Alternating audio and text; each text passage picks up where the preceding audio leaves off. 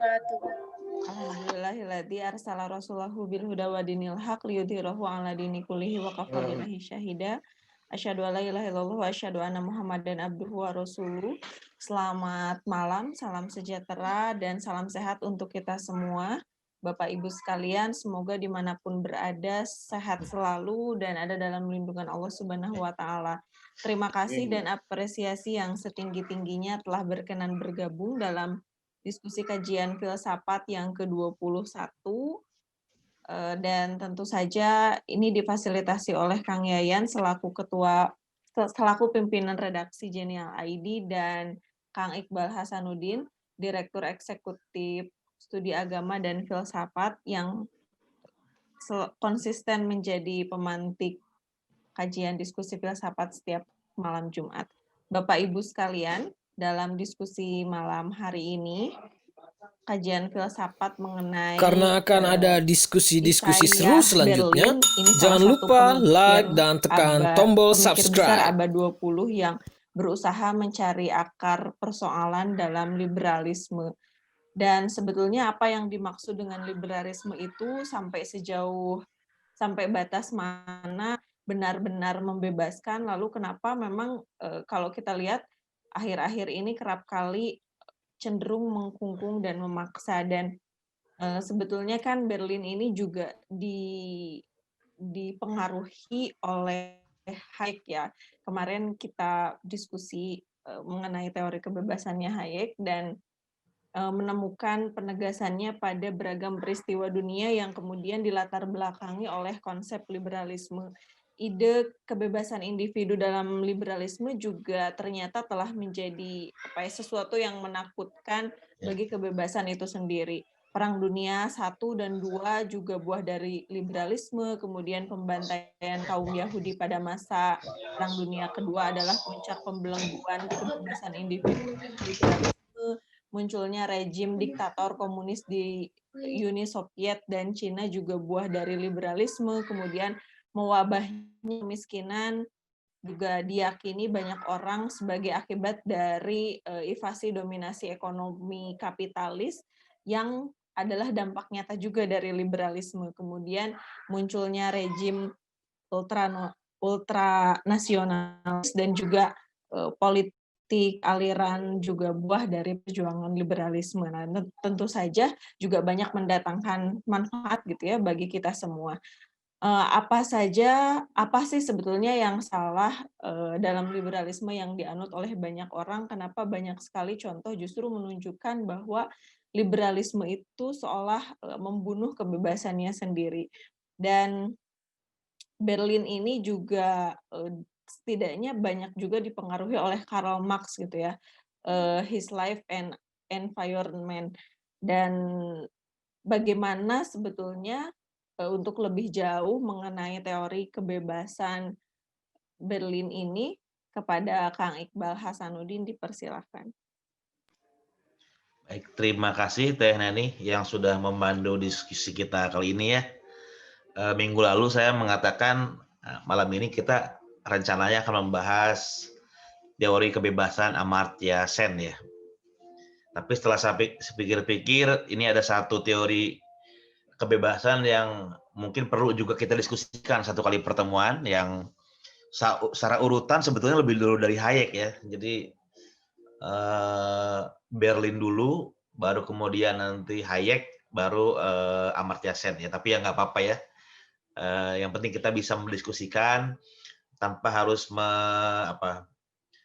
mempersoalkan siapa yang lebih dulu mengemukakan gagasan itu. Mungkin minggu depan baru kita akan membahas tentang Amartya Sen. Hari ini kita membahas seorang pemikir, tadi disebut Isaiah Berlin, pemikir yang unik ya, karena dia adalah pemikir yang lahir dalam fase transisi ya, transisi sejarah, kemudian transisi perubahan pemikiran dalam pemikiran filosofis, secara khusus filsafat politik di Barat ya. Jadi memang Isaiah Berlin ini di dalamnya kita bisa menyaksikan berbagai varian pemikiran di Barat, termasuk juga perubahan sejarah yang juga cukup mempengaruhi banyak ya pikiran-pikirannya. Dan kalau kita melihat riwayat hidupnya ya, di riwayat hidup itu disebutkan, bisa lihat nggak Bapak Ibu ya? Oh bisa, oke. Kita lihat di riwayat hidupnya, Berlin ini lahir dari keluarga Yahudi Rusia yang cukup kaya ya. Jadi orang-orang hebat tuh banyak lahir dari keluarga Yahudi ya, termasuk Berlin, lahir di Riga, Latvia pada 6 Juni 1909. Tadi orang tuanya keluarga Yahudi Rusia yang kaya, dan ia dan keluarganya menjadi saksi ya dari terjadinya revolusi Rusia pada tahun 1917. Nah, karena situasi di sana mengalami goncangan ya, goncangan sosial karena revolusi dan sebagainya, Berlin dan sekeluarga pindah ke Inggris dan mereka tinggal di Inggris di London dan menjadi warga negara di sana ya. Dan dia melanjutkan pendidikan di sana dari mulai sekolah dasar, menengah, sampai perguruan tinggi ya. Dan di perguruan tinggi lah itu dia belajar sejarah, kemudian bahasa, filsafat, politik, dan ekonomi ya. Dan minat Berlin pada tema-tema bahasa misalnya muncul dalam posisinya sebagai salah seorang filsuf Oxford yang dikenal sebagai filsuf analitik ya, bersama dengan orang seperti Austin dan Ayer. Jadi teman-teman yang belajar filsafat analitik kenal Austin dan Ayer, dan mereka berdua itu adalah teman satu kelompok dengan Isaiah Berlin. Cuman Isaiah Berlin jarang disebut ya kalau kita bicara filsafat analitik, padahal dia juga bagian dari proyek itu. Kemudian dalam tradisi Oxford itu juga ada pengaruh Immanuel Kant ya, khususnya neo-Kantian yang kalau seberapa bagaimana sudah kita diskusikan, Kant itu berpengaruh kepada dua kelompok pemikir ya. Kalau setelah Kant itu dia menjadi filsuf, maka biasanya menjadi seorang filsuf idealis ya. Fichte, Schelling, kemudian juga Hegel itu adalah para pengikut Kant dalam bidang filsafat. Tapi kalau pengikut Kant itu adalah saintis, biasanya dia menjadi seorang yang dalam tanda petik anti metafisika ya, dan gagasan anti metafisika Kantian itu kemudian berkembang terutama di dunia yang berbahasa Jerman, di Austria ya, di lingkaran Wina, kemudian berkembang ke Inggris ya. Dan di Inggris lah kemudian berkembang dalam bentuk nanti ada namanya positivismologis atau mismologis, dan juga dalam konteks filsafat analitik ya. Nah, disinilah nanti pengaruh Kant muncul juga dalam pikiran-pikiran Berlin ya, dalam menganalisis konsep-konsep ya, kebebasan, kaitan kebebasan dengan konsep-konsep lain yang terkait dengan konsep kebebasan. Itulah yang menandakan pengaruh dari tradisi analitik sekaligus dari pemikiran neo-Kantian ya. Selanjutnya, Berlin menulis banyak buku sebetulnya, tapi di sini yang akan saya bahas adalah satu artikel yang penting, itu Concept of Liberty ya, dan ini adalah di satu makalah yang disampaikan dalam sebuah penghargaan dan kemudian diterbitkan menjadi sebuah buku ya bersama 3 tulisan lainnya, 3 artikel lainnya, sehingga dimuat dalam buku yang berjudul Four Essays on Liberty. Jadi ini buku Berlin yang nanti akan kita bahas gagasannya tentang kebebasan. Nah, di artikel itu ada beberapa persoalan yang ingin dibahas oleh Berlin ya.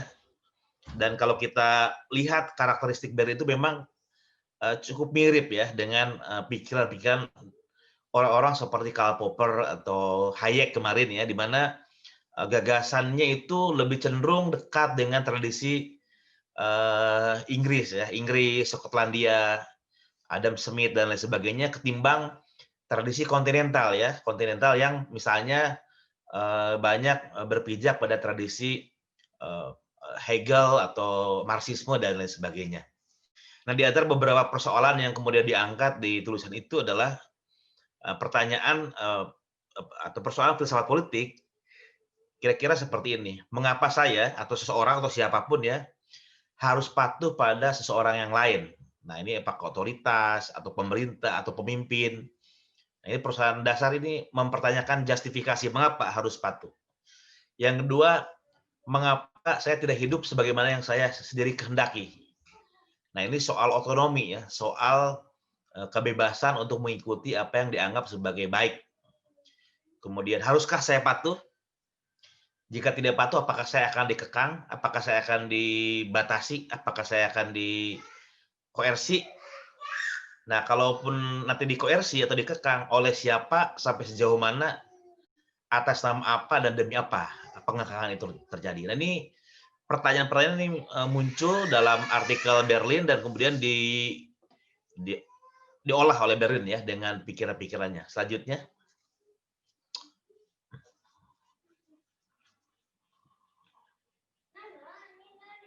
Nah, ini proyek filosofis Berlin ya.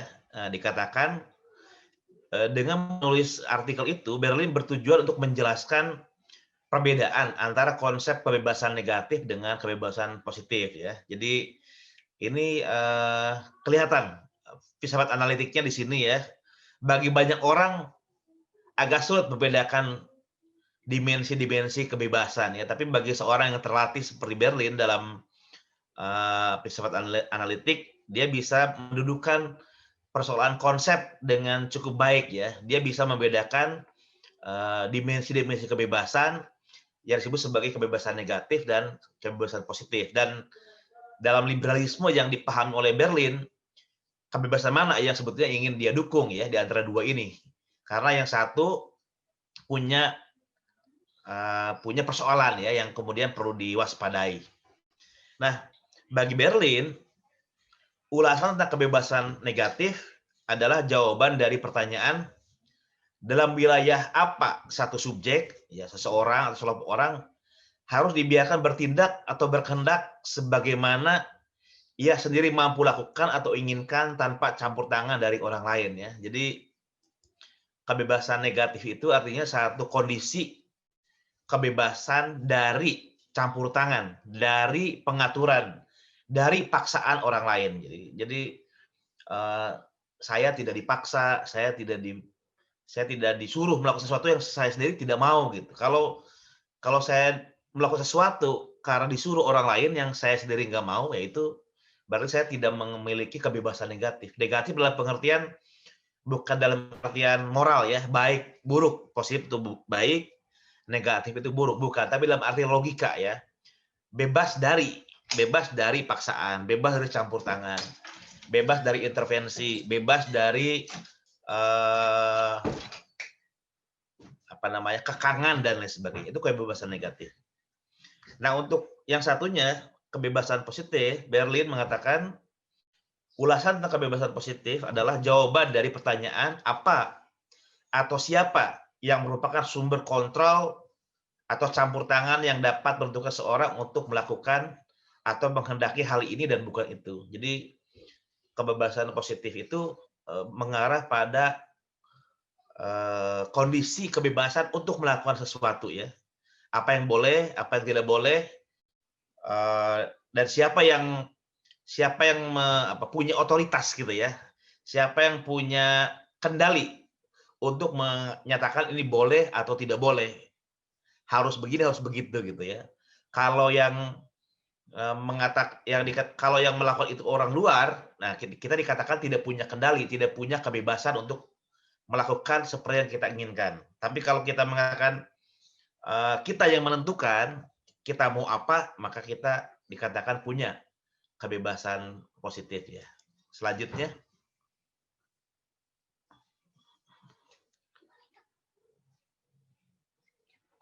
Nah, ini kita secara rinci kita lihat satu persatu ya.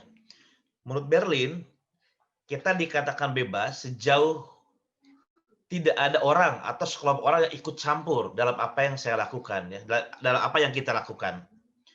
Kebebasan politik dalam pengertian kebebasan negatif berarti suatu wilayah, satu keadaan di mana seseorang dapat bertindak tanpa dihalang-halangi oleh orang lain ya. Misalnya kalau saya berpandangan, saya bagi saya dalam situasi sekarang, saya mau golput saya nggak mau nyoblos gitu kan. Nah, pilihan saya untuk nyoblos itu dengan pertimbangan-pertimbangan yang saya pikirkan karena alasan kesehatan dan lain sebagainya, kemudian tidak ada orang yang mengganggu keputusan saya itu. Tapi kalau kemudian muncul orang yang datang dengan ancaman, "Awas ya, kalau kamu golput, saya usir dari lingkungan ini. Kamu nggak boleh lagi bergaul dengan kami. Kamu tidak boleh lagi lewat sini." Nah, itu artinya ada orang yang ikut campur dalam pilihan-pilihan hidup yang seharusnya menurut saya ini tidak ada yang mencampuri gitu ya. Nah, ini koersi atau upaya untuk menghalang-halangi, mencampuri sesuatu yang sebetulnya menjadi hak saya untuk menentukan, itu dikatakan sebagai wilayah kebebasan negatif ya. Jika saya dihalang-halangi oleh orang lain untuk melakukan apa yang ingin saya lakukan, maka saya tidak bebas. Nah, dalam kadar tertentu, dalam ukuran tertentu di mana menghalang-halangi atau ikut ngatur itu terlalu dominan, maka saya bisa dikatakan saya sudah berada dalam keadaan dikekang atau bahkan diperbudak ya. Kalau segala sesuatunya sedemikian rupa diintervensi ya, kehidupan saya, apa yang saya makan, kebebasan saya sama sekali sudah direnggut oleh pihak luar, maka bisa dikatakan saya sudah diperbudak ya, karena tidak punya kebebasan sama sekali gitu. Nah, menurut Berlin, apa yang dimaksudkan menjadi bebas dalam pengertian kebebasan negatif adalah tidak ada campur tangan orang lain. Semakin luas wilayah di mana tidak campur tangan orang lain, semakin luas kebebasan saya. Jadi tidak ada yang recokin, tidak ada yang gangguin, tidak ada yang ngomong intervensi, tidak ada yang maksa-maksa, tidak ada yang memperkosa, tidak ada, itu semua bagian dari wilayah kebebasan negatif ya. Bebas dari kebebasan negatif, bebas dari tadi kekangan, campur tangan dan lain sebagainya. Selanjutnya,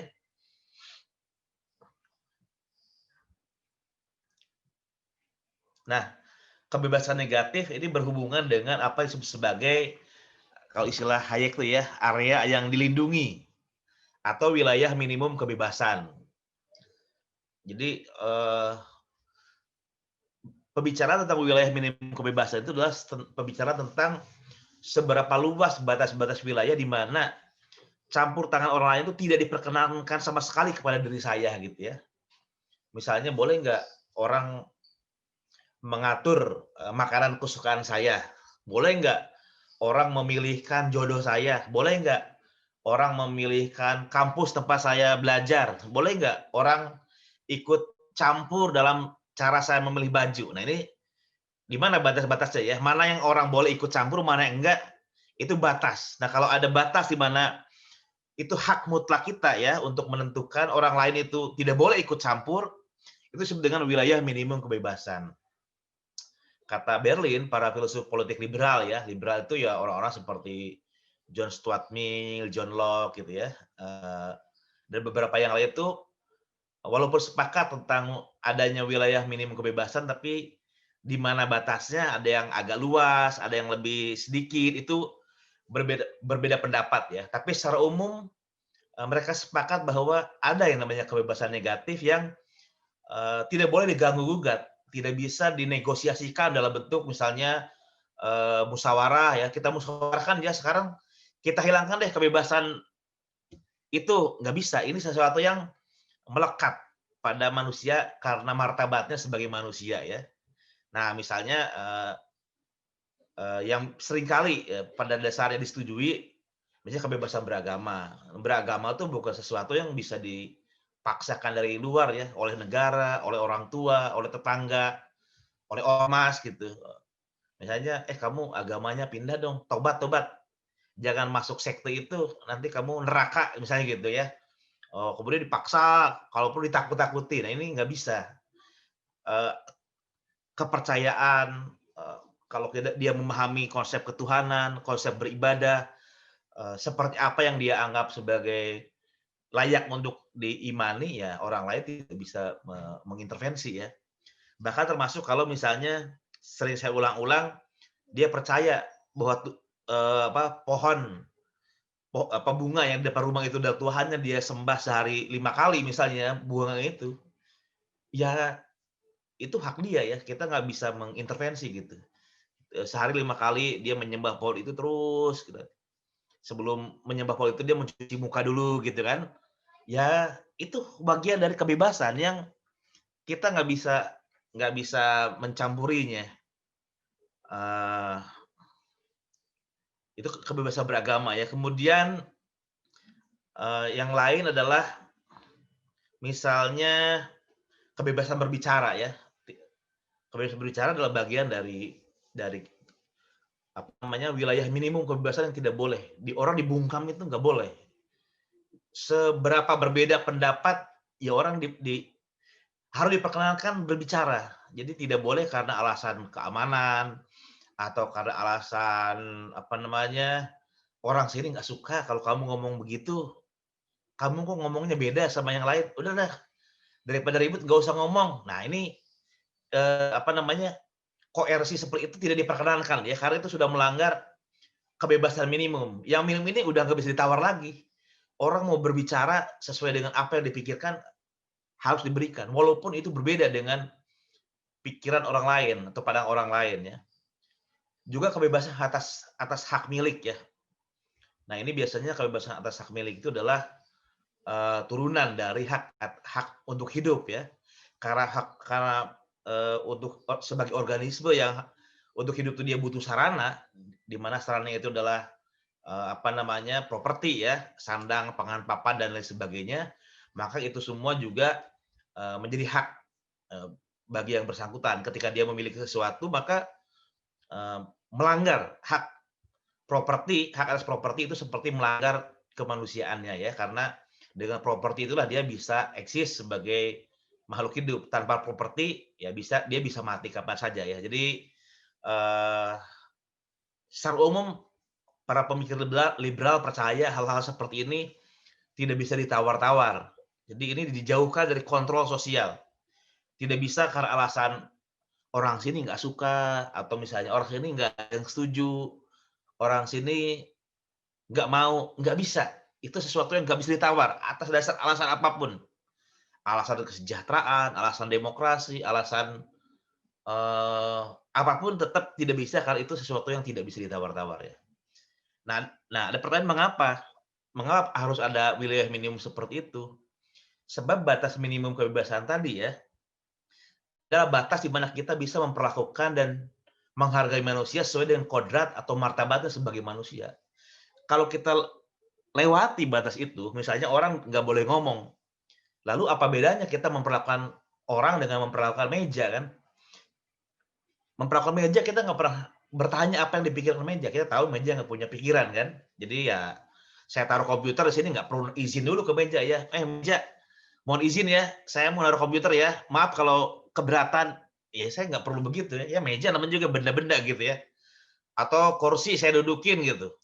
Saya nggak perlu nanya ke kursi, "Kamu mau nggak saya dudukin? Rela nggak?" Ya nggak perlu, dia benda ya. Nah, kepada manusia kita tidak bisa seperti itu ya. Karena manusia itu dengan asumsi punya martabat yang khusus, maka apa namanya, apa yang dipikirkan oleh manusia, apa yang dipercaya oleh manusia, apa yang ingin disampaikan manusia itu penting untuk dipertimbangkan sehingga kita perlu mendengarkan apa yang jadi pikiran manusia ya, mendengarkan apa yang ingin disampaikan. Karena kalau itu tidak kita indahkan, kita abaikan, kita sama memperlakukan manusia dengan benda-benda gitu. Nah, karena asumsinya manusia dengan benda-benda beda, maka perlakuannya juga beda. Nah, perlakuan minimal yang nggak boleh dilewati, yang boleh dilanggar tadi, kebebasan beragama, berbicara, kebebasan mengikuti suara hati banyak ya. Nanti pada dasarnya itu berbicara, beragama, mengikuti suara hati dan sekitar itu. Nah, di Berlin kebebasan adalah sebuah nilai yang berharga pada dirinya, bukan karena manfaat bagi tujuan lain ya. Nah, beberapa orang eh, sering menjelaskan kebebasan dari perspektif yang disebut sebagai utilitarian ya. Jadi kenapa Anda mendukung kebebasan? Karena dengan kebebasan itu nanti kita bakal sejahtera. Kalau nggak bebas, ntar kita miskin. Jadi pembelaan atas kebebasan itu karena dia menjadi sarana untuk kesejahteraan misalnya, contoh gitu ya. Kenapa Anda mau mendukung kebebasan? Karena kalau kebebasan diberikan, maka itu akan mendukung sistem politik demokratis. Kalau kita apa namanya tidak boleh ngomong, tidak ada kebebasan, nanti kita akan merosot lagi nih sistem politik ke rezim yang otoriter misalnya gitu. Nah, kebebasan dalam arti itu bersifat instrumental ya untuk mendukung hal-hal lain. Berlin dan juga para pemikir lain, pemikir liberal lain menganggap kebebasan sesuatu yang bernilai pada dirinya, sesuatu yang bahkan seandainya tidak punya manfaat ya pada hal-hal lain, tetap ini sesuatu yang perlu diberikan, dihargai, diperjuangkan gitu. Selanjutnya,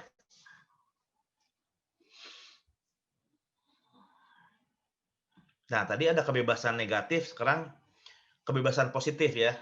Apa maksudnya kebebasan positif?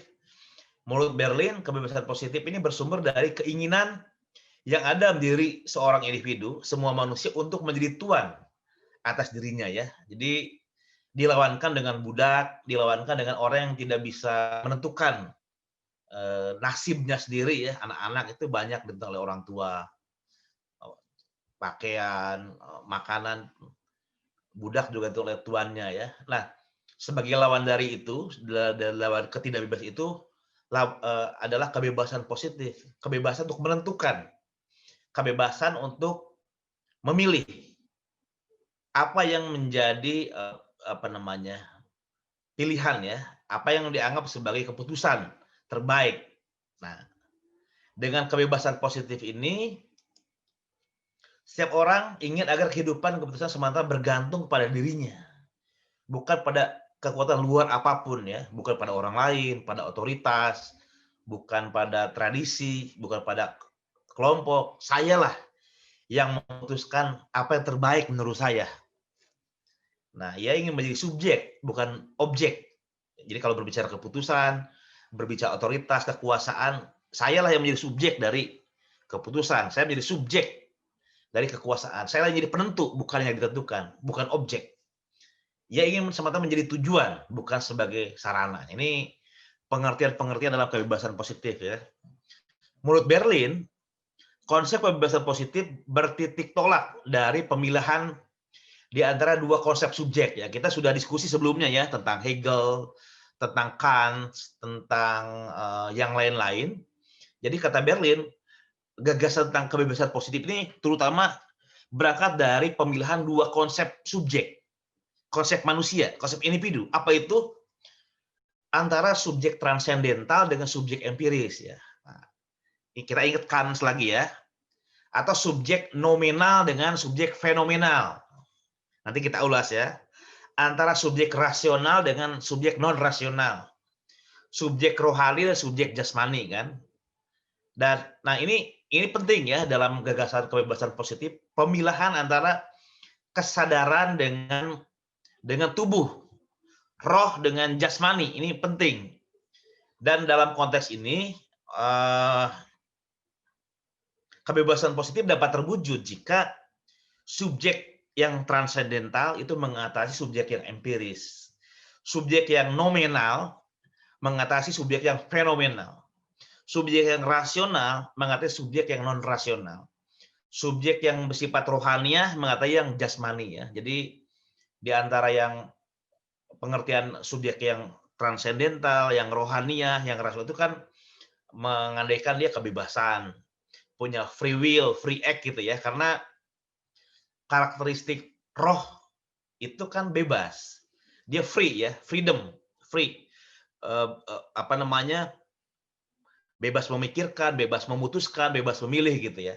Sementara tubuh, jasmani itu kan dia bagian dari alam yang tidak punya kebebasan sama sekali. Dia terikat oleh hukum kausalitas dalam alam ya. Kalau makan ya kenyang gitu, kalau minum ya hilang hausnya.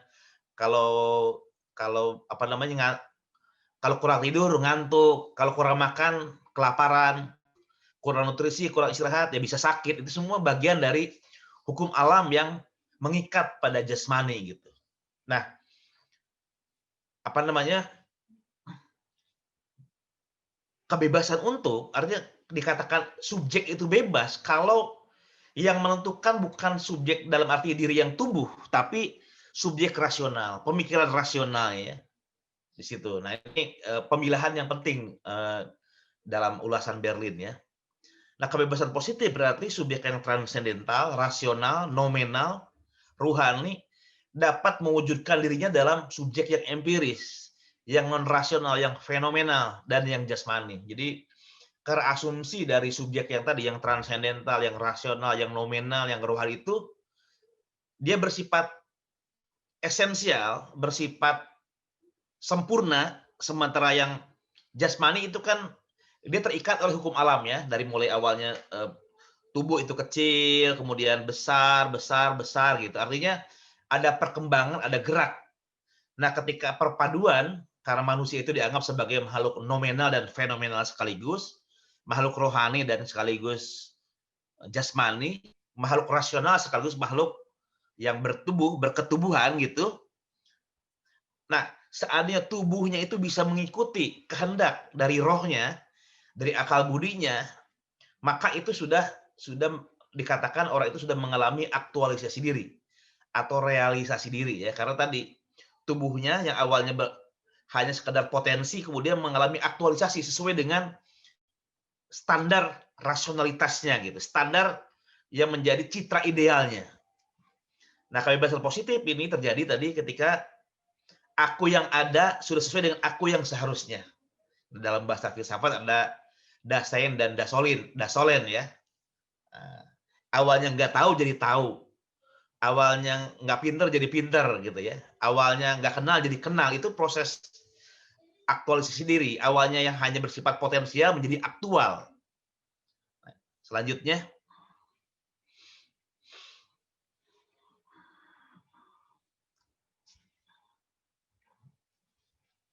Nah, ada pertanyaan, karena manusia itu adalah organisme yang berada dalam tegangan ya, antara nominal dengan fenomenal, rohani, jasmani, rasional dan non rasional.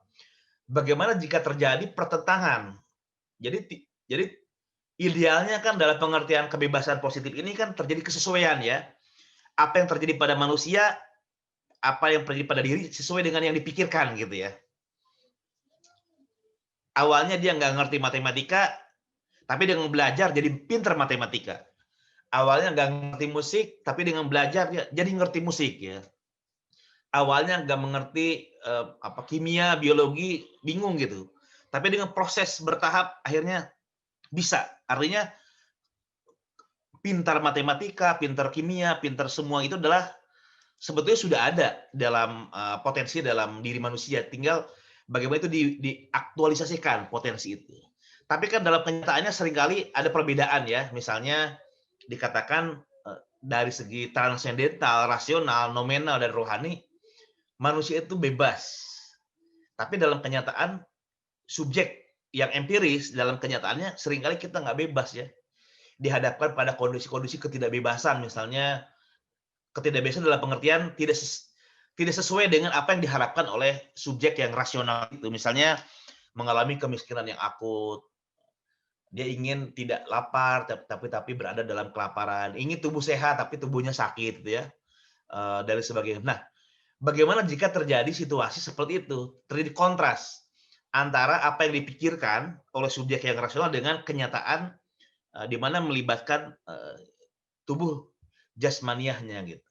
Nah, ada solusi yang sebetulnya dikatakan sebagai oleh Berlin ya, penarikan diri ke dalam benteng rohani. Nah, dalam filsafat sebenarnya ada ini mazhab Stoa. Kita sudah diskusi ya sebelumnya tentang Epictetus, kemudian Seneca dan Marcus Aurelius ya, disebut sebagai Stoikisme.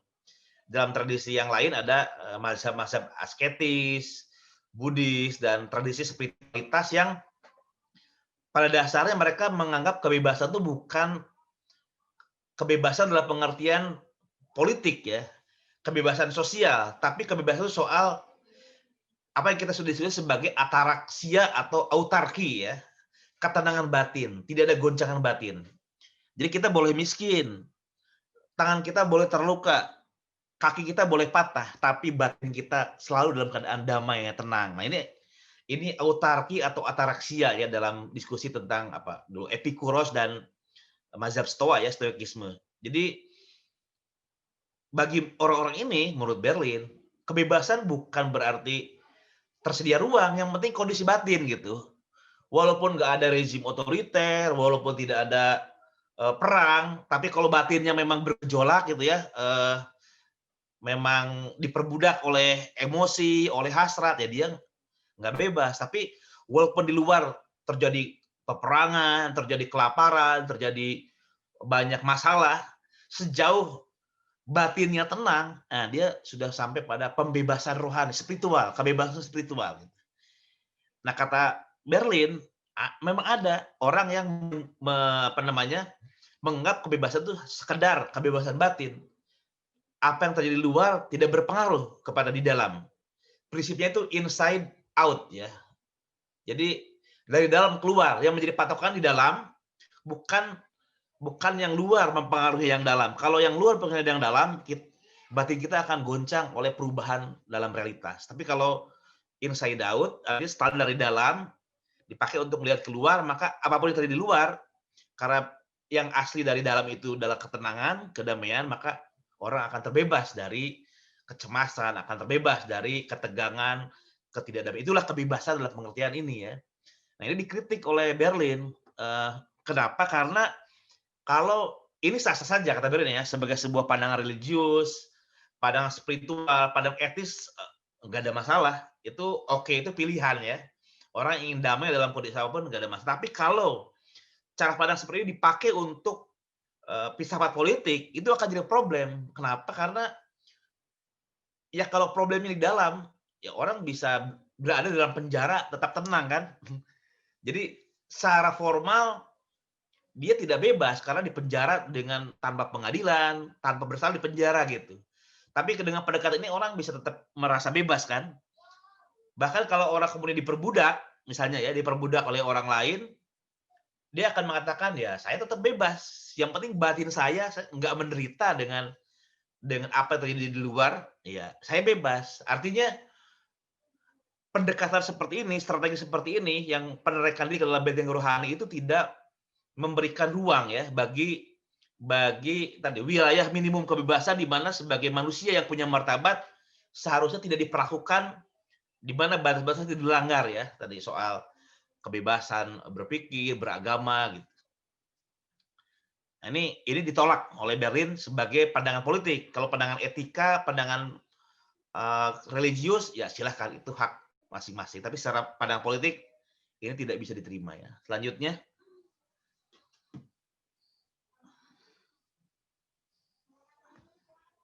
Nah, ini istilahnya realisasi diri ya tadi. Jadi kebebasan positif itu adalah salah satu pandangan politik yang akar-akar filosofisnya itu ada dalam gagasan disebut dengan realisasi diri ya. Realisasi diri atau aktualisasi diri atau pengejawantahan diri. Ini berangkat dari sebuah asumsi metafisik ya. Metafisik di mana manusia itu pada dasar punya esensi, punya hakikat. Nah, cuma hakikat itu nggak muncul sekali jadi gitu, bertahap. Jadi misalnya hakikatnya itu sampai 20. Nah, dalam proses untuk mencapai level 20 itu orang nggak langsung sejak lahir 20 gitu ya. 1 dulu, 2 dulu, 3 dulu, terus berkembang lama-lama kalau sudah sampai puncak, sampai pada esensinya orang sampai level 20 kira-kira gitu ya. Nah, kadang-kadang ada yang sampai 5 berhenti. Artinya orang itu nggak sampai pada perealisasian dirinya. Jadi potensinya itu nggak sampai teraktualkan ya. Misalnya ada orang yang sebetulnya di Indonesia punya bakat sepak bola seperti Messi atau Ronaldo misalnya gitu ya. Sebetulnya dia punya potensi, kakinya bagus. Kalau dia punya kesempatan yang sama dengan Ronaldo atau dengan Messi, ya dia akan sehebat Messi gitu. Cuma masalahnya di kampung dia nggak ada orang yang suka bola, nggak ada tempat kursus bola, nggak ada klub bola. Akhirnya dia pun nggak tahu kalau dia punya bakat bola. Ya dia malah bekerja misalnya menjadi bantu orang tua ya di sawah. Jadi dia tidak dikenal sebagai seorang pemain bola hebat. Artinya potensi terbaiknya nggak pernah mengalami realisasi, tidak terwujud karena prosesnya tidak berjalan untuk melakukan realisasi diri gitu ya. Nah, kebebasan positif ini berangkat dari gagasan tentang bahwa segala sesuatu punya hakikat.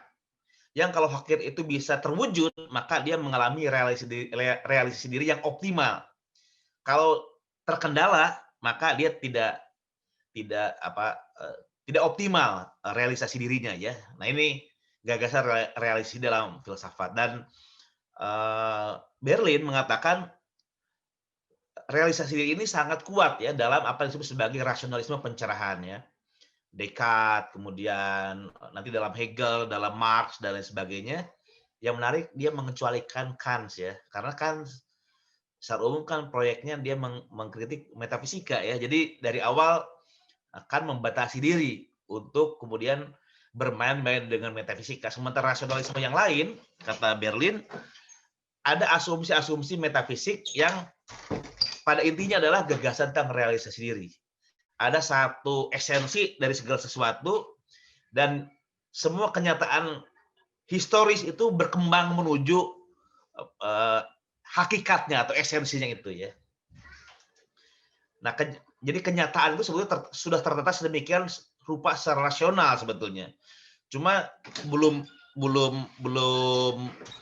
sepenuhnya terwujud atau dari sisi manusia sebagai subjek yang mengetahui belum sepenuhnya diketahui gitu. Jadi kenyataan itu sudah seperti itu, cuma manusia belum tahu aja gitu ya. Nah, apa yang menjadi persoalan adalah kita belum memahami rasionalitas yang ada di dalam kenyataan tersebut. Apa yang dibutuhkan adalah menjadi rasional atau bersikap rasional. Nah, kalau kita ingat Hegel dalam pertemuan tentang Hegel ya, kita mendengarkan ada idiom dari Hegel yang mengatakan what real is rational, what is rational is real ya. Apa yang nyata itu adalah rasional dan apa yang rasional itu nyata. Artinya antara pikiran, akal budi dengan kenyataan tuh sebetulnya sama karena bersumber dari esensi yang sama, roh gitu ya. Cuman yang satu termanifestasi dalam dunia fisik, sementara pikiran itu manifestasi roh yang lain. Nah, ketika sampai pada fase tertentu, sebetulnya tidak akan ada lagi jarak antara pikiran dengan kenyataan. Kenyataan rasional, bukan chaos ya. Pikiran itu juga rasional, bahwa pada fase tertentu pikiran kita belum bisa memahami rasionalitas dari kenyataan, belum bisa misalnya di antara ciri rasionalitas alam itu misalnya hukum gravitasi. Kan hukum gravitasi bukan diciptakan oleh Newton kan? Sejak zaman Yunani, sejak zaman sebelumnya alam yang memang bekerja dengan hukum gravitasi. Cuma baru pada saat Newton gravitasi diketahui. Tapi sebelum Newton gravitasi sudah ada di alam ini gitu. Nah, kemampuan subjek untuk mengetahui hukum alam berupa gravitasi itu menandakan memang manusia butuh proses supaya akal budinya bisa memahami rasionalitas dalam alam. Nah, ketika rasionalitas itu berkembang secara optimal, maka tidak akan ada pertentangan antara rasionalitas dalam alam dengan yang ada dalam pikiran. Yang dibutuhkan adalah menjadi rasional dan bersikap rasional. Nah, kalau sudah sampai itu, maka realisasi diri itu dalam sikap, tindakan, tatanan masyarakat, dalam pikiran, pengetahuan menjadi optimal gitu. Jadi pada dasarnya segala sesuatu itu kan ujung-ujungnya kalau ingin optimal ya akan menjadi rasional gitu. Dan kebebasan itu standarnya adalah rasionalitas. Lanjut teh. Kok jadi buka WA ya? Nah, belum sebentar. Masih ke atas lagi, Teh Neni. Realisasi diri.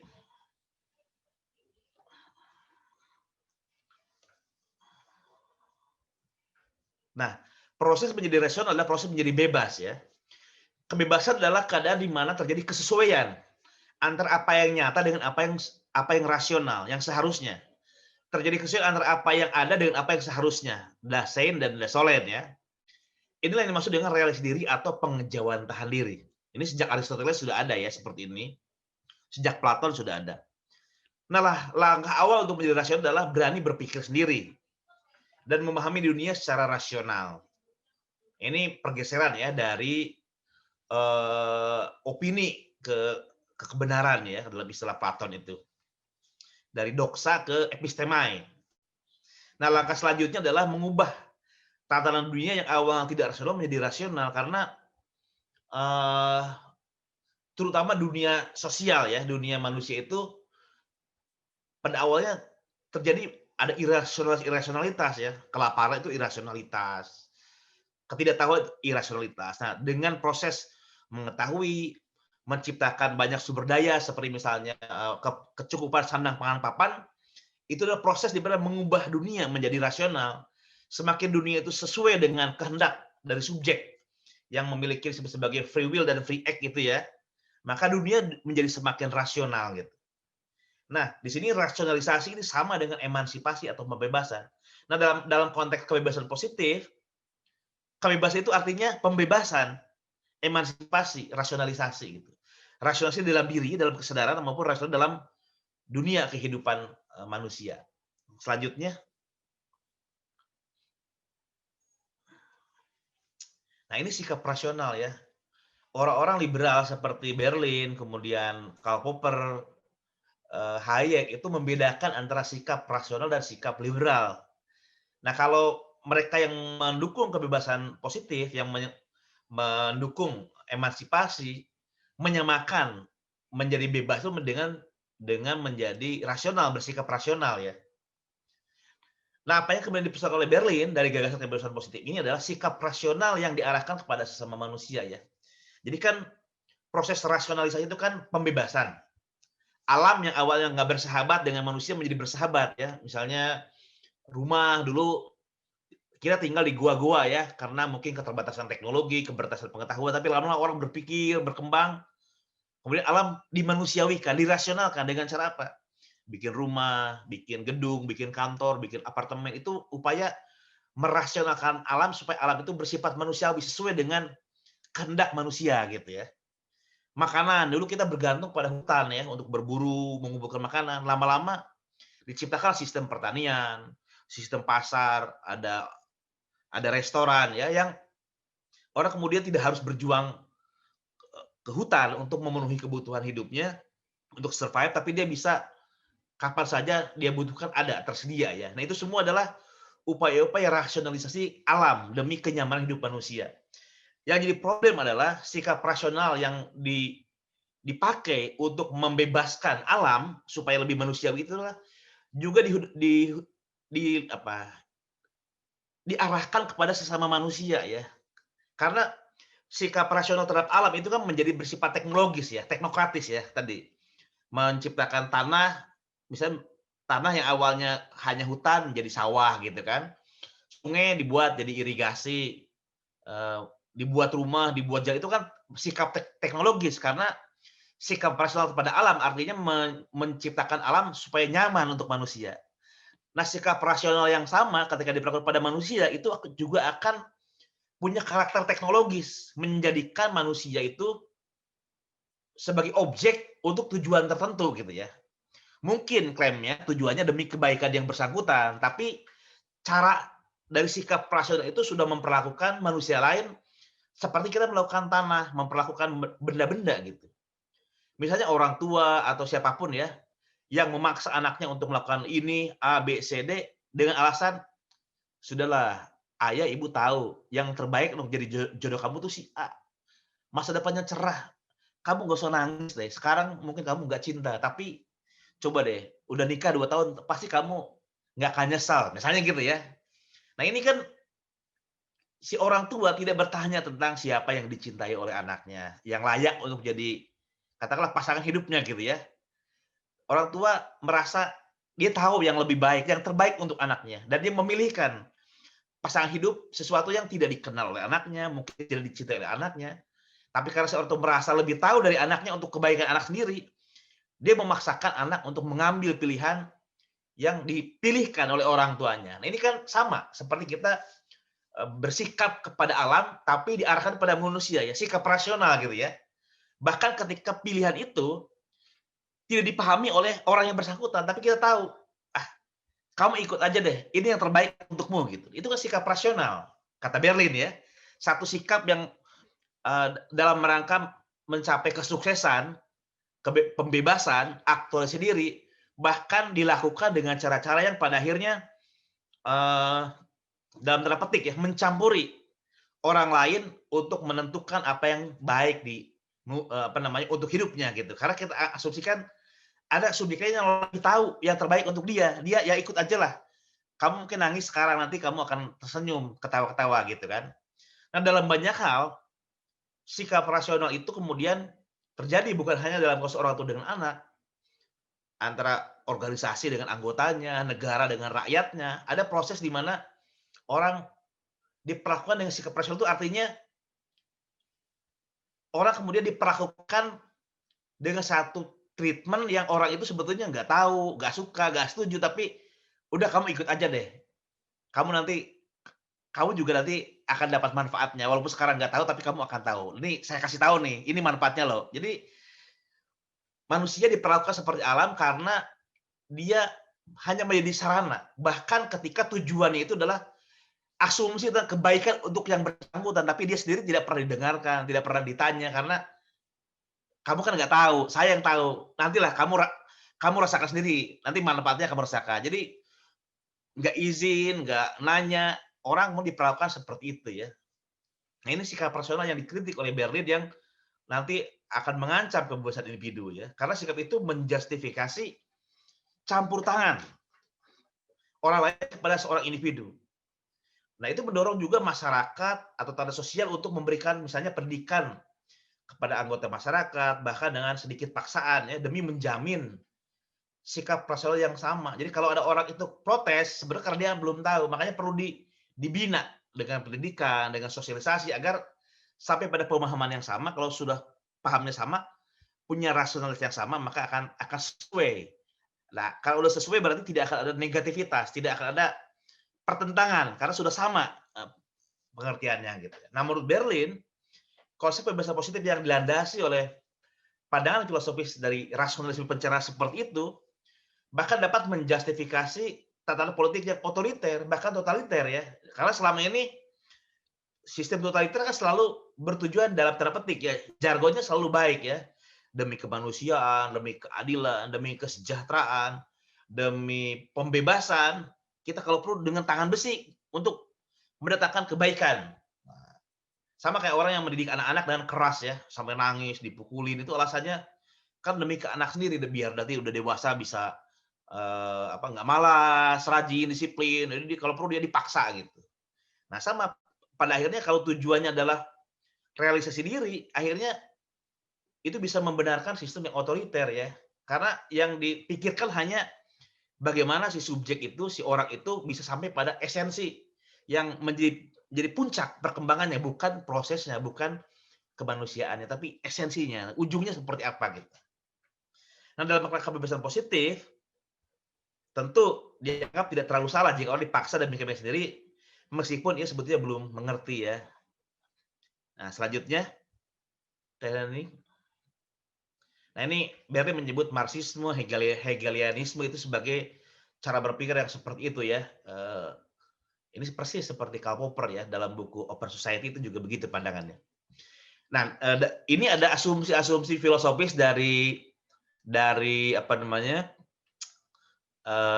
Berlin ya. Ini juga kelihatan jejak Immanuel Kant ya. Kalau Kant itu kan dia percaya tentang perspektif bahwa manusia itu sebetulnya nggak ada yang tahu loh. Dasding ansih. Kenyataan pada dirinya itu kan nggak ada yang tahu. Yang hanya diketahui oleh manusia kan perspektif gitu ya. Jadi kalau kita melihat pohon dari sebelah selatan, maka yang kita lihat adalah sisi selatan. Sisi utara nggak kelihatan, sisi timur ya sebagian, sisi barat sebagian. Tapi kalau kita pindah ke utara, yang tampak dalam perspektif kita adalah pohon dari sisi utara.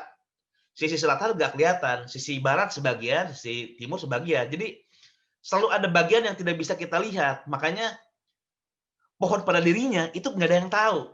Pohon diketahui sejauh hadir pada subjek dalam satu perspektif tertentu gitu. Makanya kebenaran metafisik itu tak terjangkau oleh manusia yang bersifat tadi fenomenal itu ya. Karena manusia itu kan nominal sekaligus fenomenal, jasmani.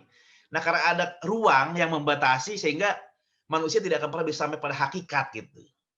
Nah, karena manusia tidak ada yang bisa sampai pada hakikat, artinya dalam memahami kenyataan, memahami nilai, memahami kebenaran itu juga sangat perspektivistik gitu ya. Tergantung perspektifnya yang mana gitu. Disinilah Berlin mengikuti Kant ya, sampai pada gagasan tentang pluralisme gitu. Namun sebelum ke situ dia mengkritik monisme yang punya asumsi bahwa kenyataan itu satu, rasional, dan semua orang dengan rasio yang sama akan sampai pada rasionalitas itu. Nah, ini monisme itu, mono itu satu ya, kesatuan gitu. Nah, ada beberapa asumsi dalam monisme kata Berlin yang menjadi pijakan dari kebebasan positif, kebebasan untuk, kebebasan dalam rangka realisasi diri gitu ya. Pertama, semua manusia mempunyai hanya satu tujuan sejati dalam hidupnya, yaitu realisasi diri atau penentuan diri rasional tadi yang kita sebutkan. Yang kedua adalah tujuan-tujuan semua makhluk rasional secara niscaya bersifat padu dalam satu pola tunggal universal dan harmonis, di mana sebagai orang mungkin lebih mampu melihatnya dengan jelas dibanding yang lainnya ya. Nanti ujung-ujungnya what is real is rational, what is rational is real, yaitu gagasan tentang kesesuaian antara kenyataan dengan pikiran ya.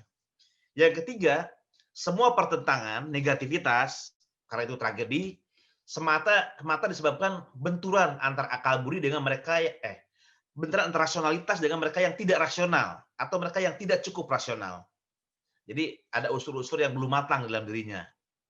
Nah, keempat, pertentangan itu bisa diatasi dengan melakukan proyek rasionalisasi. Itulah pembebasan. Bagi Berlin, itu berbahaya konsep kebebasan dalam rangka menentukan diri ya, realisasi diri itu, karena akan berpotensi menjadikan manusia lain sebagai sarana gitu. Tidak ada jaminan bahwa ada privasi, ada kebebasan minimum yang dilindungi karena semua aja bisa dijadikan sarana, yang penting tujuan tercapai. Jadi karena tujuannya adalah realisasi diri, segala hal itu bisa dihalalkan sebagai cara, termasuk dengan cara melanggar wilayah minimum yang harusnya dilindungi gitu. Nah, Berlin menolak itu karena tadi bisa melanggar kebebasan minimum, yang sebenarnya itu adalah martabat manusia yang harus dihargai. Dia mendukung pluralisme. Pluralisme itu dalam pengertian tadi ya, Kantian ya, bahwa manusia itu punya perspektif yang berbeda-beda bahkan tentang satu objek yang sama, itu perspektifnya beda-beda. Apalagi tentang tujuan hidup. Ada 1000 manusia, ada 1000 tujuan gitu ya. Ada 1000 manusia, ada 1000 konsep kehidupan yang baik. Maka nilai itu bersifat pluralistik, dan ketika itu kemudian dilindungi dengan gagasan kebebasan negatif, maka gabungan antara pandangan pluralistik tentang tujuan hidup dengan mekanisme kebebasan negatif yang melindungi kebebasan minimum tadi, yang kita sebut sebagai kebebasan sipil itu, maka itu adalah satu pandangan politik yang jauh lebih bersifat manusiawi ketimbang kebebasan positif. Jadi pada intinya Berlin mendukung pengertian kebebasan yang bersifat negatif ya, kebebasan dari paksaan, kebebasan dari koersi, kebebasan dari intervensi orang lain, tapi mewaspadai gagasan kebebasan untuk, karena gagasan kebebasan untuk itu berpotensi untuk melanggar batas hal minimum atau martabat manusia yang disebut sebagai tadi wilayah yang dilindungi tadi itu. Jadi kalau kita berbicara liberalisme dan mengacu kepada Berlin, maka liberalisme yang diperjuangkan oleh para pemikir liberal itu bukan kebebasan untuk apa saja, yang penting saya yang menentukan, tapi kebebasan negatif, artinya tidak ada paksaan, tidak ada yang mengintervensi, tidak ada yang mengkoersi. Itulah liberalisme yang sesungguhnya seperti yang digagas oleh Berlin. Terima kasih Teh Neni, itu dari saya. Mungkin ada tanggapan-tanggapan dari peserta, dipersilakan. Terima kasih. Ya, baik, terima kasih Kang Iqbal Hasanuddin yang sudah memaparkan mengenai teori kebebasan Berlin ya. Sebagaimana tadi Kang Iqbal sampaikan bahwa kebebasan Berlin ini ada dua, mengenai konsep kebebasan negatif, sejauh mana tidak ada orang yang ikut campur dalam apa saja yang saya lakukan, kebebasan politik suatu wilayah di mana seseorang dapat bertindak tanpa dihalang-halangi oleh orang lain. Kemudian kebebasan positif yang bersumber dari keinginan yang ada dalam diri individu, seorang individu untuk menjadi tuan atas dirinya sendiri, dan dengan kebebasan positif seorang ingin agar kehidupan dan keputusannya semata semata-mata bergantung keadaan dirinya, bukan kekuatan luar apapun. Dan konsep kebebasan positif ini berpijak pada asumsi yang tadi disebut monoisme, hanya satu Tuhan sejati dalam hidupnya. Dan bicara soal kebebasan ini kan sebenarnya bicara soal keseharian kita ya, Kang Iqbal ya. Kalau kita lihat juga hari ini kecenderungan merosotnya iklim demokrasi Indonesia yang dimuat oleh The Economist Intelligence Unit, itu Indonesia skornya ada di 6,48, berada di peringkat 64 dari 167 negara. Dengan skor tersebut tentunya kategori demokrasi di Indonesia ini termasuk dalam flow demokrasi, demokrasi yang cacat. Dan kebebasan sipil ini tercatat rendah di antara indikator lainnya. Kondisi ini yang kemudian juga kerap kali disebut dengan resesi ekonomi. Ketika demokrasi menjadi stagnan tanpa pertumbuhan, salah satu pemicunya adalah memang faktor kebebasan sipil yang kemudian tidak mengalami perbaikan begitu ya. Nah, untuk diskusi lebih hangat lagi, mungkin saya mengundang Bapak Ibu sekalian, barangkali ada yang ingin berdiskusi dengan Kang Iqbal, menanggapi, bertanya, dan juga bisa menambahkan. Saya persilahkan kepada Pak Rizah Gultom. Ini peserta teraktif. Siap. Ya, terima kasih Kak atas kesempatannya. Cukup menarik diskusinya, tapi ada beberapa pertanyaanku untuk memperdalam lagi pemahamanku tentang materi ini. Yang pertama itu soal kebebasan atas hak milik. Nah, sering sekali apakah contoh negara bisa mengambil kebebasan atas hak milik orang lain? Contoh kita bilang negara mengambil kebebasan hak milik tanah, kan gitu dia, untuk kesejahteraan orang lain ataupun masyarakat umum gitu dah. Apakah itu boleh menurut Berlin? Yang kedua soal kebebasan berbicara. Apakah menurut Berlin ada batasan untuk kebebasan berbicara ini? Karena kita lihat bahwasannya kalau ada kebebasan di negara ini untuk berbicara, itu apa sih batasannya? Kan gitu dia. Seharusnya kan hukum. Apakah bebas berbicara gitu-gitu aja gitu dia. Dan apakah Berlin mengulas tentang hukum ini gitu dia. Yang kemudian yang terakhir Kak, yang ketiga, apakah ada orang yang bebas secara batin? Padahal kita tahu bahwasannya manusia itu dibumbui oleh jasmaninya yang sangat berpengaruh kepada kehidupan di dalam kesehariannya. Terima kasih Kak. Baik, terima kasih. Saya kira langsung direspon saja Kang Iqbal. Yang pertama apa tadi Teh? Sambil menunggu yang lain itu soal kebebasan hak milik, kemudian batasan kebebasan freedom of speech ya, dan kebebasan batin. Oke, terima kasih soal hak milik ya. Ya, hak milik itu ya bagian dari area yang dilindungi ya. Atas dasar apa? Seseorang misalnya tetangga saya berhak untuk mengambil barang punya saya. Saya di rumah punya barang-barang ya. Misalnya punya ada handphone, ada buku, ada TV, ada kursi. Boleh nggak tetangga ngambil kursi saya? Boleh nggak tetangga ngambil TV saya? Kan nggak boleh kan? Itu semua diperoleh dengan jerih payah saya, dengan keringat saya, waktu yang saya luangkan, tenaga yang saya bisa membeli properti itu atau bisa mendapatkan properti itu. Karena itulah secara moral orang lain tidak diperkenankan mengambil itu kecuali saya izinkan ya. Saya secara sukarela misalnya Teh ini saya punya handphone bagus 2 dapat hadiah. Saya kasih 1 ya, saya kirim ya ke Tasik ya. Nah, itu bebas, itu namanya kesukarelaan saya ya, mengirimkan tanpa paksaan nggak ada masalah. Tapi kalau orang tanpa izin, tanpa ini kemudian ngambil barang punya saya, kita akan mengatakan tidak diperkenankan. Hal yang sama berlaku dengan institusi, ormas, organisasi, RT, kelurahan, termasuk pemerintah. Sebetulnya tidak punya landasan moral ya untuk mengatakan pemerintah itu berhak mengambil properti punya saya. Dia bernegosiasi boleh, misalnya menawar, dia sedang bangun jalan gitu ya. Kebetulan tanah saya itu termasuk daerah yang akan dilewati oleh jalan tol yang sedang dibangun misalnya gitu ya. Datang si pengembangnya ke saya dengan negosiasi harga yang bagus. Saya tahu kalau tanah itu saya jual, saya dapat uang banyak nih. Saya bisa beli rumah, bisa beli tanah tempat lain yang juga tidak kalah bagusnya. Ya saya akan terima. Dengan cara seperti itu nggak ada masalah ya. Artinya ada komunikasi di mana saya dengan sukarela, saya merasa diuntungkan. Saya nggak terpaksa mengalih milikan properti saya. Itu baik-baik saja. Tapi kalau negara karena alasan kesejahteraan umum, karena alasan pembangunan, dengan semena-mena mengambil properti, ya nggak bisa. Itu melanggar kebebasan minimum yang harusnya dilindungi dalam kerangka pemikiran yang Berlin sampaikan gitu. Jadi ini clear ya, soal ini negara tidak punya kewenangan atas dasar alasan apapun, entah itu alasan kemanusiaan, alasan pembangunan, kesejahteraan, nggak bisa. Ngomong baik-baik, orangnya sukarela baru boleh, tapi kalau orangnya nggak mau ya nggak bisa tetap gitu. Itu yang pertama. Yang kedua adalah apa teh kedua tuh? Soal kebebasan berbicara, Kang. Kebebasan berbicara ya.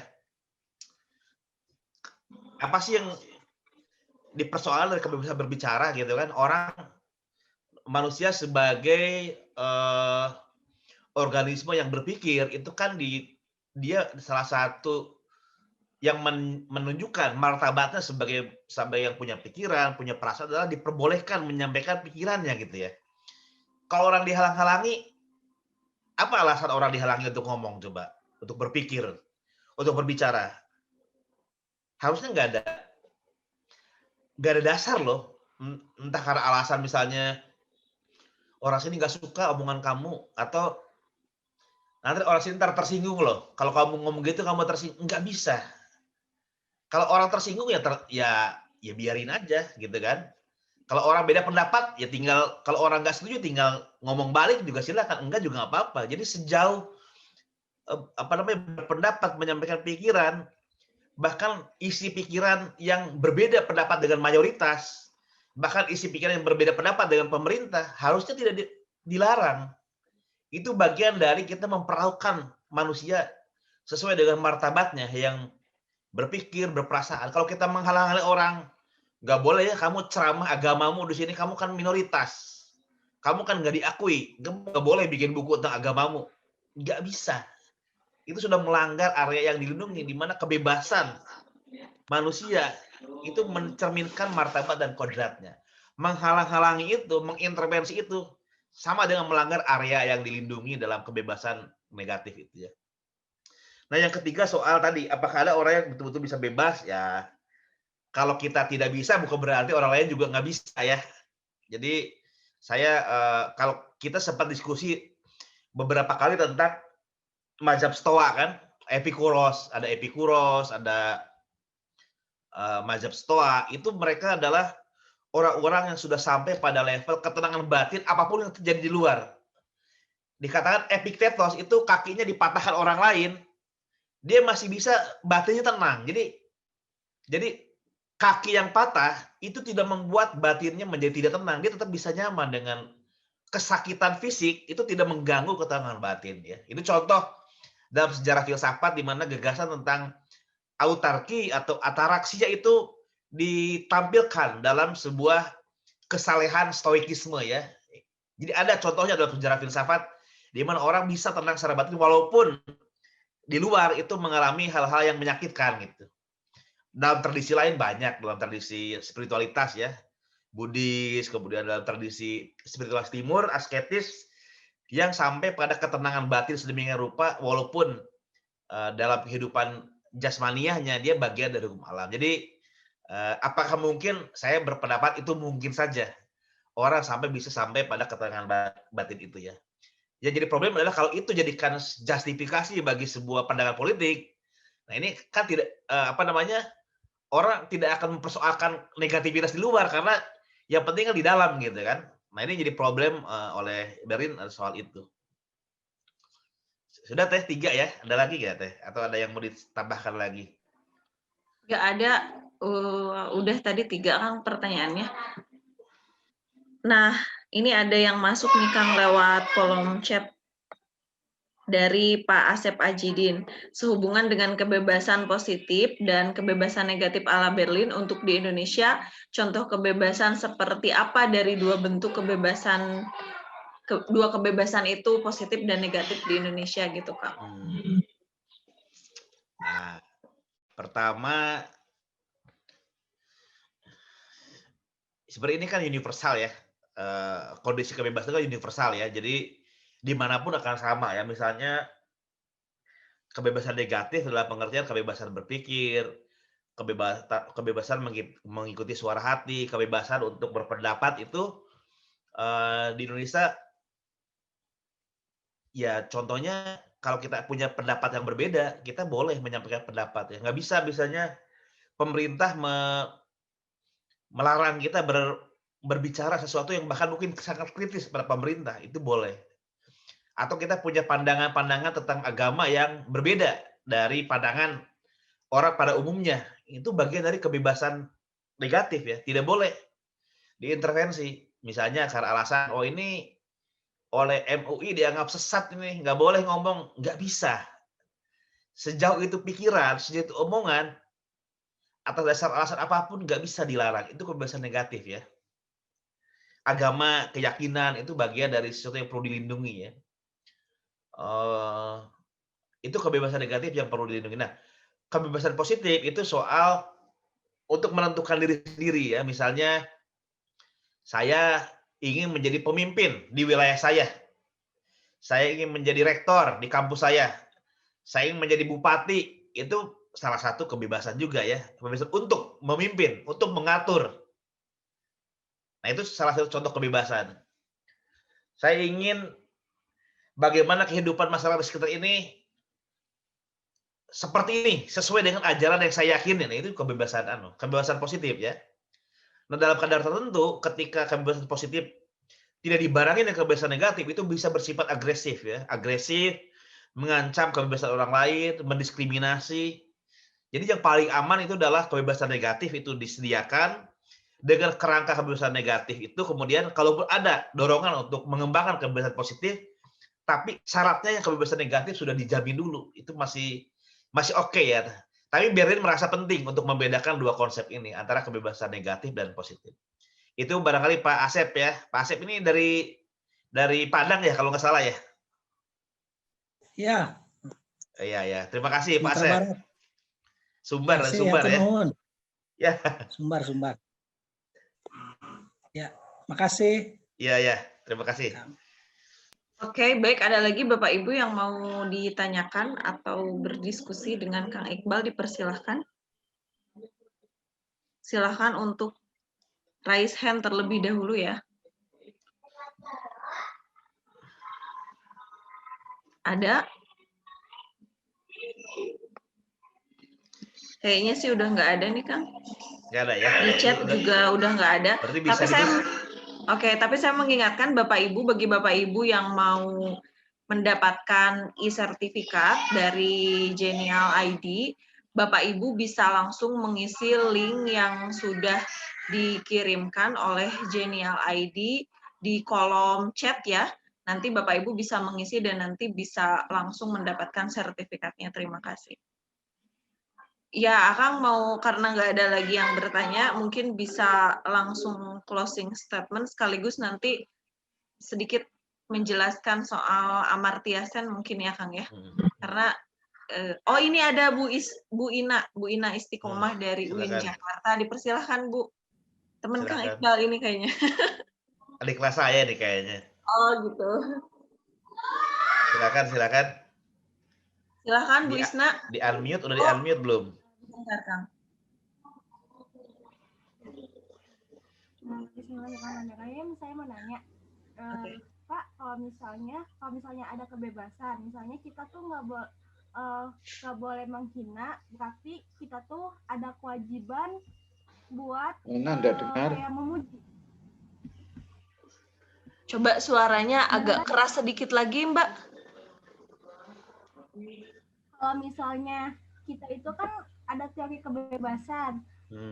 Misalnya kita itu tidak boleh menghina, Nah, jadi kita tuh berkewajiban untuk menghargai, bukankah itu telah mengekang kita terhadap kebebasan ya, Pak? Ya, terima kasih. Oke, terima kasih. Silakan Kang Iqbal bisa langsung dijawab. Kita diwajibkan untuk menghormati hak orang lain gitu ya. Itu kan bukannya juga kewajiban ya. Itu artinya kita membatasi kebebasan kita gitu ya dalam hal itu. Memang kan kebebasan itu kan sebenarnya seperti apa ya, satu sistem ya. Kebebasan yang satu terkait dengan kebebasan yang lain. Kalau kebebasan itu dijalankan dengan cara kebebasan positif, kebebasan untuk, maka dia berpotensi untuk juga mengganggu kebebasan orang lain ya. Saya sering memberikan contoh misalnya, saya punya pisau gitu ya. Salah satu kebebasan yang bisa saya nikmati kan menggunakan pisau itu sesuai dengan yang saya inginkan ya, untuk mengiris bawang, mengiris mangga gitu. Tapi kalau semuanya didasarkan pada kebebasan untuk, maka bisa berpotensi melukai orang lain karena termasuk dalamnya kebebasan untuk menusuk tangannya Teh Neni gitu kan. Tapi apakah boleh saya menikmati atau menjalankan kebebasan untuk menusuk? Kan Teh Neni juga punya kebebasan dari kemungkinan tersakiti oleh pisau dalam rangka menikmati kebebasan saya gitu. Di situ memang ada hubungan ya antara satu kebebasan dan kebebasan yang lain. Tapi secara khusus soal kebebasan negatif itu pada dasarnya, pada intinya adalah kita tidak dipaksa, tidak diatur, tidak diintervensi, dicampur tangani oleh orang lain ya. Kalau kita menganggap A itu bagus, orang nggak ada yang bisa maksa yang sebaliknya gitu. Ya artinya tentu saja secara logis kita akan mengatakan orang lain seperti diminta untuk diwajibkan untuk menghormati pilihan-pilihan kita ya. Jelas itu semacam apa ya? Namanya kebebasan minimum, artinya negara dan orang lain itu diwajibkan untuk melindungi hak-hak minimum orang lain. Artinya memang yang dibatasi itu adalah kebebasan positif orang lain kan, bukan negatifnya kan. Jadi kalau dalam sebuah masyarakat kebebasan negatif dilindungi, maka semua orang akan terlindungi kebebasan negatifnya gitu. Jadi orang lain itu nggak akan ada yang rugi sebetulnya. Paling yang berkurang itu hak untuk mengatur orang lain ya. Misalnya saya ingin hidup saya itu dengan cara hidup B. Orang lain yang nggak setuju, inginnya kata dia hidup yang bagus kan hidup cara A. Kalau pakai kebebasan negatif ya udah masing-masing kan. Saya hidup dengan cara B, dia hidup dengan cara A. Tapi karena dia melebihi batas kebebasan negatif, ingin juga menggunakan kebebasan positif, akhirnya dia mengintervensi saya. Iqbal, cara hidup B itu kan sesat loh. Tolong ya kamu pindah ke cara hidup A. Nah itu kan sudah melewati batas gitu. Jadi dengan gagasan kebebasan negatif memang akan membuat intervensi orang, hak untuk mengintervensi, kebebasan untuk mengintervensi dibatasi. Nggak boleh mengintervensi sesuatu yang seharusnya tidak diintervensi dalam konteks kebebasan negatif itu. Jadi kalau kita berbicara kebebasan, pengertian-pengertiannya seperti itu ya.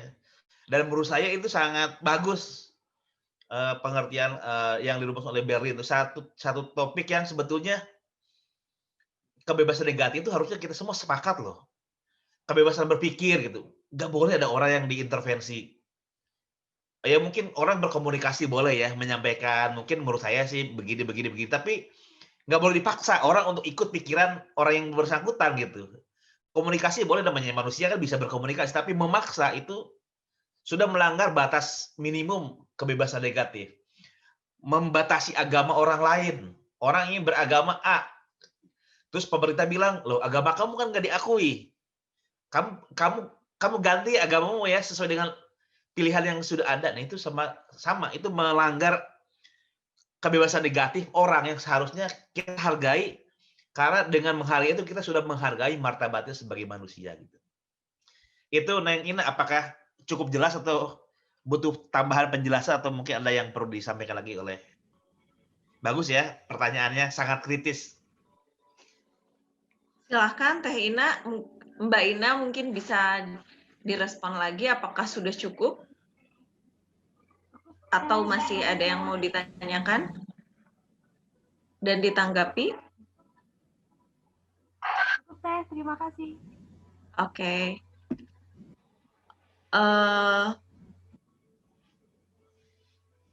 Ini Kang, ada dari Pak Reza Gultom nih chat, apakah Berlin ada mengulas kewajiban seseorang atau hanya mengulas hak seseorang itu saja? Kewajiban ya. Pertama kan kalau berbicara soal kewajiban ya,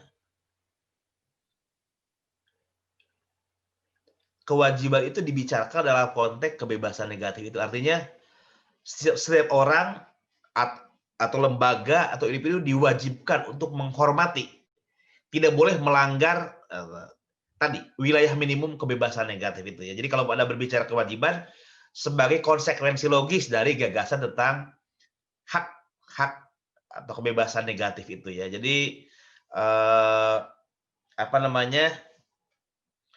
dalam concept of liberty memang fokus utama dari Berlin adalah membuat sebuah analisis konseptual dari dua konsep kebebasan. Ini khas ya filsafat analitik ya, menganalisis konsep-konsep dari istilah kebebasan sehingga orang tidak keliru kalau kita bicara kita mendukung liberalisme, kita mendukung kebebasan, maksudnya bukan bebas melakukan apa saja yang diinginkan, tapi intinya kalau kita bicara kebebasan itu maksudnya kita ingin mendukung satu keadaan di mana tidak ada orang yang dipaksa, tidak ada orang yang diperkosa, tidak ada orang yang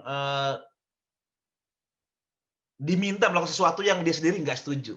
Kita ingin itu dihilangkan, kondisi-kondisi yang mengganggu kebebasan dalam pengertian seperti itu. Bukan berarti kita mendukung orang boleh melakukan apa saja. Yaitu bukan itu yang kita maksud dalam konteks kebebasan, tapi kebebasan dalam pengertian tidak ada campur tangan, tidak ada paksaan, tidak ada intervensi, tidak ada kekerasan untuk memaksakan pendapat kepada orang lain. Itu barangkali ya pada Pak Reza Gultom. Oke. Kang Iqbal, nampaknya tidak ada lagi yang mau bertanya ini dari para partisipan. Mungkin bisa closing statement, Kang? Baik, Bapak Ibu sekalian, terima kasih sudah hadir malam ini ya. Jadi ini Berlin ini memberikan satu pandangan yang menarik ya. Berlin, kemudian kemarin Hayek, dan juga Karl Popper sebetulnya, di mana dalam rangka kita bersikap berelasi dengan sesama manusia yang didasarkan pada perlakuan yang bermartabat ya, penghargaan yang seharusnya kepada manusia, maka kita harus selalu menghargai kebebasan orang dari intervensi, dari paksaan. Kalau kita memaksakan sesuatu pada orang lain, artinya kita sudah tidak memperlakukan manusia sesuai dengan martabatnya. Biarkan orang memilih apa yang baik.